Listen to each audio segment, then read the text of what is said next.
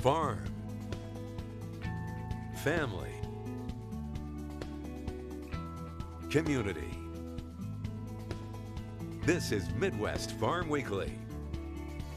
We know now more than ever, consumers spend a lot of time reading labels, and there are several initiatives underway to make sure they're getting accurate information. Brody Staple is joining me. He is the president of Edge Dairy Farmer Cooperative. Good morning to you. Good morning. Thanks for having us. We've had this conversation for a lot of years now. This is a project that you guys have been working on to make sure there is truth in labeling when it comes to dairy products. It is something that's been on our docket for quite a few years, and we've been constantly at the FDA and DC trying to change their mind and get them to enforce the rules that are already on the books. And unfortunately, now in the last few weeks, we've taken a few steps backward, but we're not giving up.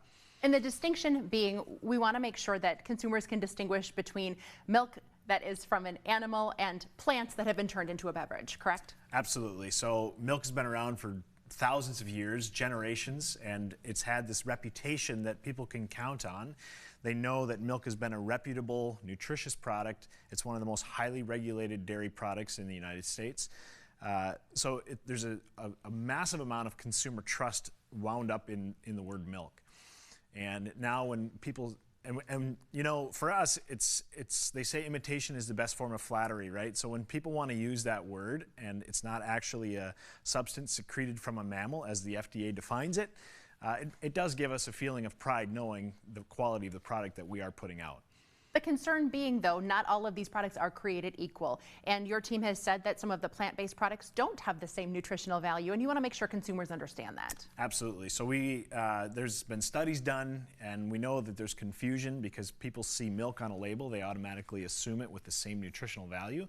And we know that's not true. I would encourage your viewers to go home and look at the label on a bottle of milk from the grocery store, and then look at some of the alternative options and just look at the ingredient list. There's certainly a difference. The FDA, though, currently taking comment on this because there's a lot of voices in this discussion. What do we need to do to make our voices heard, and what is the next steps in this process? So there is an option to get on the FDA's website and submit comments, and we certainly will be doing it, and we'll be having our members submit comments as well. And then there's also some legislation that's pending that we'd really like to see get attached to the Farm Bill by Senator Baldwin's office.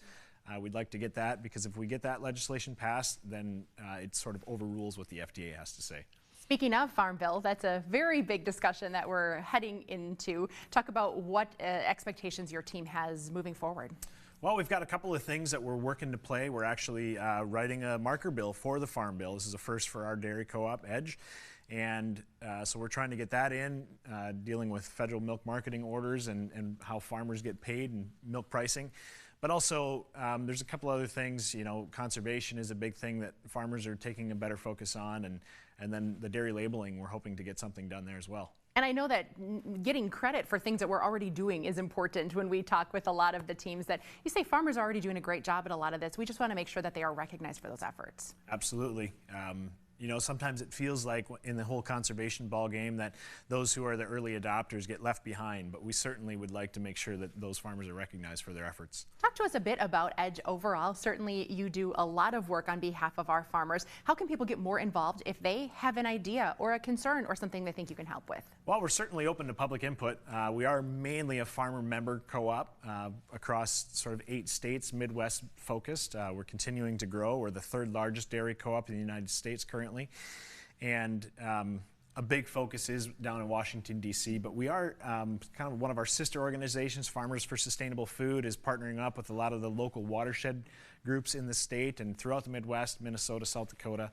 In there, we're trying to tell the story that farmers are doing to the consumer and to the general public, because a lot of times farmers like to stay home and farm, and we really want them to be able to tell their story. So this is another sister organization that's helping us do that. Well, I see your name pop into my inbox a lot, so I have no doubt that you are very busy on this mission. We thank you for the work you're doing on behalf of farmers, and we'll look forward to updates as some of these things work through their different channels. Good. Well, thanks for having us. Thanks, Brody. Midwest Farm is profiling the women in the running to become the next Alice in Dairyland. The finals are coming up on May 13th. I spoke with Charity Seebecker about her passion for the egg industry. My love for agriculture really started on my family's dairy farm. where I grew up showing dairy cattle, hogs, horses, dogs, a little bit of everything depending as I got older. And on the farm, my big duties were playing with the calves, I like to say, because I was a little too young to always take on that extra role. But it was through that I got to really enjoy my time on the farm. And then when my family's chapter as dairy farmers ended, I realized that I didn't want to just be in the industry anymore. I wanted to stand for the industry.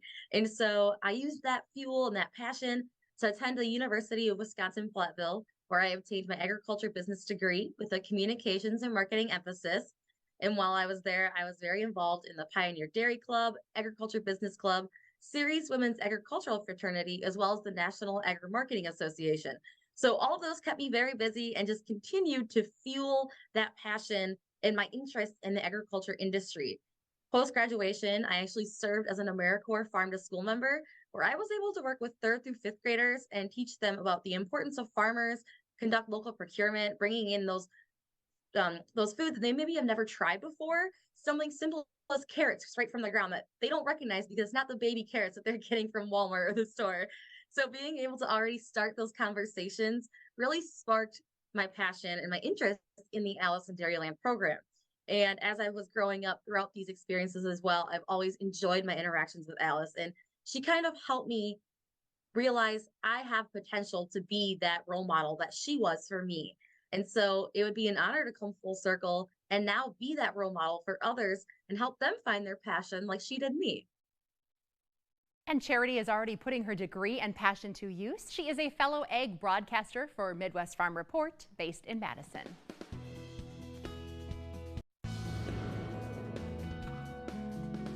Well, Jeremy Hansen here from Fox Valley Technical College for Life on the Farm. And we're actually up in Pulaski today at Seed Concepts.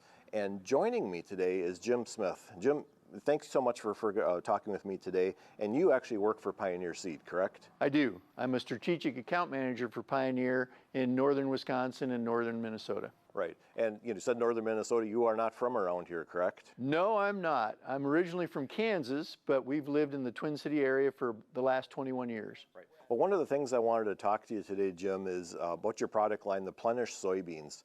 Can you explain a little bit about what Plenish soybeans are? Yeah, the Plenish soybeans have a unique fatty acid profile.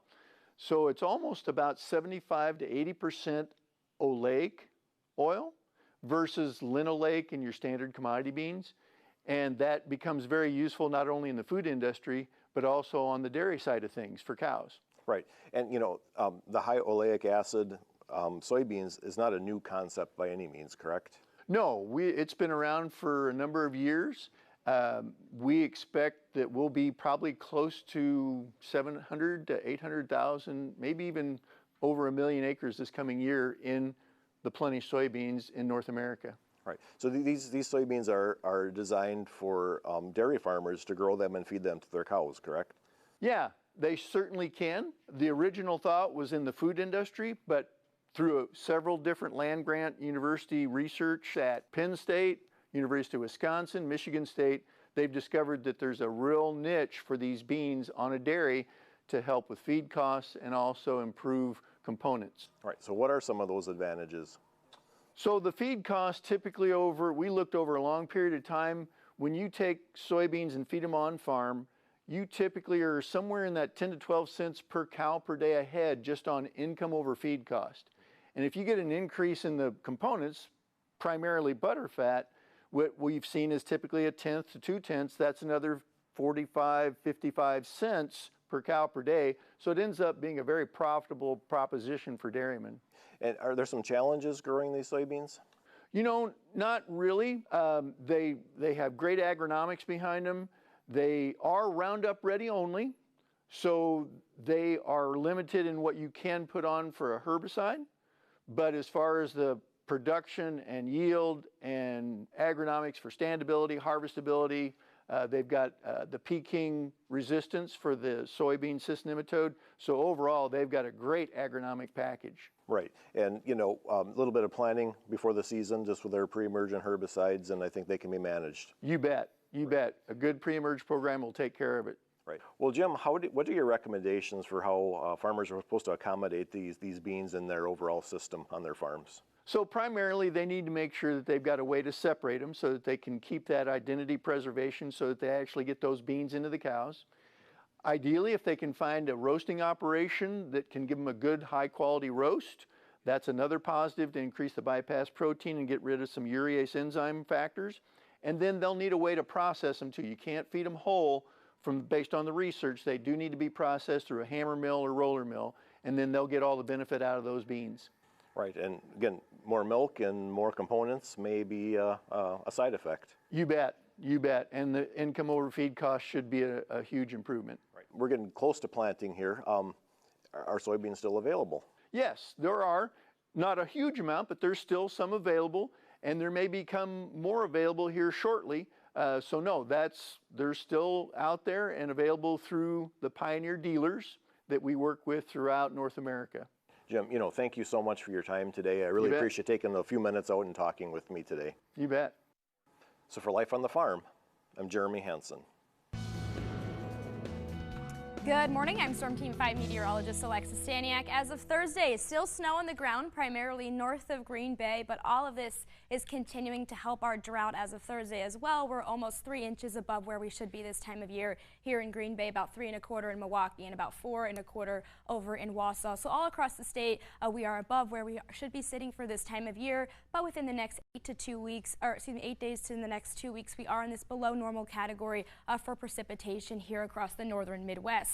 I think we're still going to see a snow chance primarily this weekend. After that, we'll finally be in May. It looks like we should be done with the snow for this season. Rain-wise, doesn't look like we're going to get too much either, maybe up to an inch at the most here in Green Bay, about just over 1/4 of an inch in Minneapolis, and just under 1/2 of an inch over in Omaha, Nebraska. Now we will start to slowly feel that May warm up, but for this weekend, colder with those mixed showers. 48 for Saturday, 46 on Sunday, 47 on Monday. A slow warm up by Tuesday, and then look at this, Wednesday 62, and by the end of this next upcoming week and into this weekend, temperature is much closer to 70 degrees, so where we should be sitting for this time of year. Now the next 8 to 14 days as well, we are still in this slightly below average category for temperatures, so could be a degree or two below where we should be, but looking much better than how most of April is sitting. This warm air is starting to slowly creep towards Wisconsin. So heading into the start of May, our temperatures are below average as well as our precipitation. Now, as we head into the next 3 months, we are in an equal chance for above and below temperatures further to our south. Most of the southern United States is above normal for temperatures, as well as over to our north and west. And precipitation-wise, it looks like we are right where we should be sitting as well.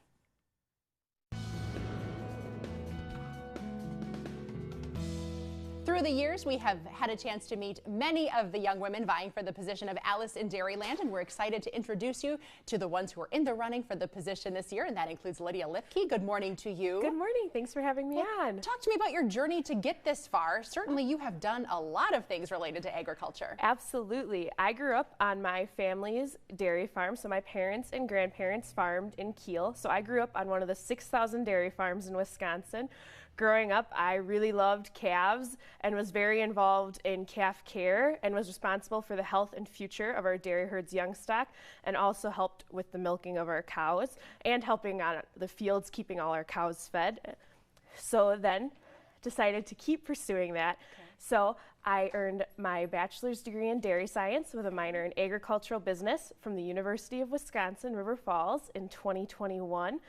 After I graduated, I interned with American Foods Group Dressed Beef right here in Green Bay as a quality assurance intern, and I learned all about the beef packing industry, which is something I never knew about before. I always knew growing up on a dairy farm, we produced dairy cull cows and dairy beef steers, so it was really fascinating to learn the next steps in those processes. And then I pivoted to another facet of the food industry when I finished that internship. So now I work for a family-owned cheese company as a microbiology specialist. So every day, I'm the one performing testing to ensure the highest quality Wisconsin cheese reaches our shelves. You have an incredible resume for a very young woman. Congratulations on all that you've accomplished. And we haven't even touched on your role yet with the fair. No, I was very honored to serve as the 2021 Manitowoc County Fairest of the Fair. And I actually got to have my first TV interview right here in this studio.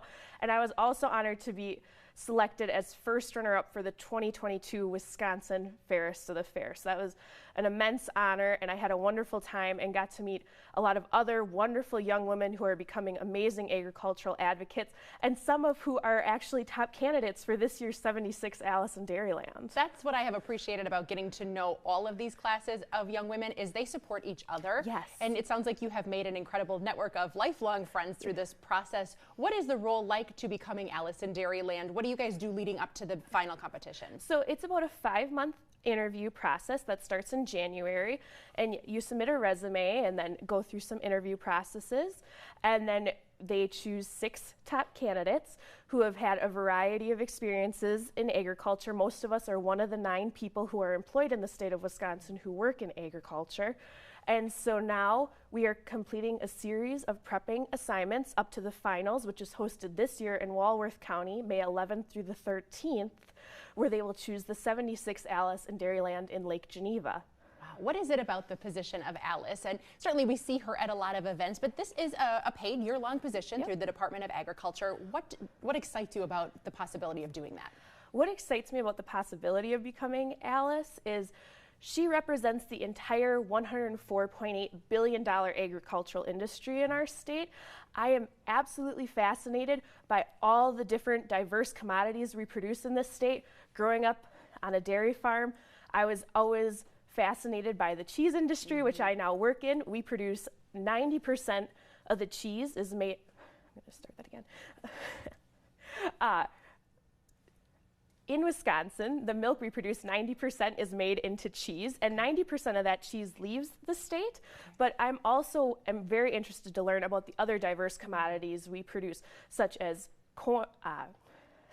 ginseng, cranberries, and snap beans, which are our #1 commodities, but all the other specialty crops we produce in our state as well. Well, it is a very good thing that I am not a judge for the upcoming Alice in Dairyland finals, because if it was up to me, we would have a whole fleet of you covering agriculture in our state. But best of luck to you, and we will be sure to update people as we get closer to the finals. Well, thank you for interviewing me today.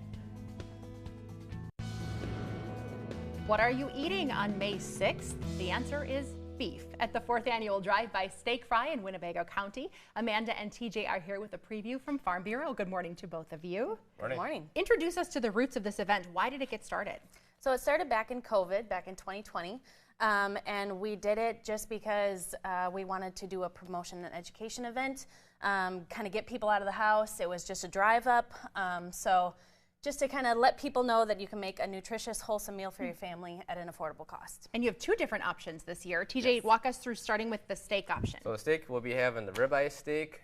That'll be a ribeye steak. We'll have hash browns, macaroni salad, and pint of milk. Pint of milk. Yep. You know, got to get our dairy promotion in there as well. Absolutely. And then you have a burger option as well. Yep, it'll be a quarter-pound cheeseburger with French fries. French fries. And milk as well. Oh, sounds delicious. Do we need to order ahead of time, and how do we do that? So preferably if you could order ahead, we have a text line, and you just text beef to that number, and it gets an automated message back. So one of the things you hope people stick around and do, though, you can still drive up and get your food and be on your way if you need to, but you have events planned. One of them has to do with what we have on the table here. It's an identification contest. Okay. So we'll be having miscellaneous cuts just like here. We got the ribeye, T-bone, tenderloin, strip, and sirloin steaks. You know, you can take your guess and see which ones are which. I think this one's the tenderloin. That'd be right. That's usually what's in my kitchen. But I'm surprised because this also looks like it has a very lean section on it. What is that one? So the T-bone is the bone-in cut that you get the tenderloin and New York strip from. Okay. So that's your tenderloin here and the New York strip. So once you take the bone off, that's where you get your boneless cut. All right, we got to turn them around though, because we got to give you a little publicity here too. Talk a little bit about your family's beef processing business in Oshkosh. So we have 3 locations. We have 2 locations in Oshkosh, 1 in Kaukauna. We harvest beef, pigs, bison. We do a lot of deer in the fall. You know, pretty much you name it, we can do it in terms of meat processing. So. Why is it important for you to support as Farm Bureau not only our farmers but our local processors as well? So for us, you know where your meat's coming from. You work with your farmers. You know, we have 100 different processors we do custom labeling for throughout the Fox Valley. We have customers all the way up they're down in East Troy, all the way up to Lena. Okay. So for us, we have all these different customers that we direct market with, so they can get their products, which they raise, and sell it directly to the customers and for consumption. Perfect. So. Great. Well, you can enjoy all of the fruits of their labor. This event is happening on May 6th from 1 until 4. You pick up your food at Brighton Acres in Oshkosh. Here's that number to order. We'll have it on our website as well if you want to text that order in. Congratulations on a now tradition in the Oshkosh community. Thank you. Thanks for having me.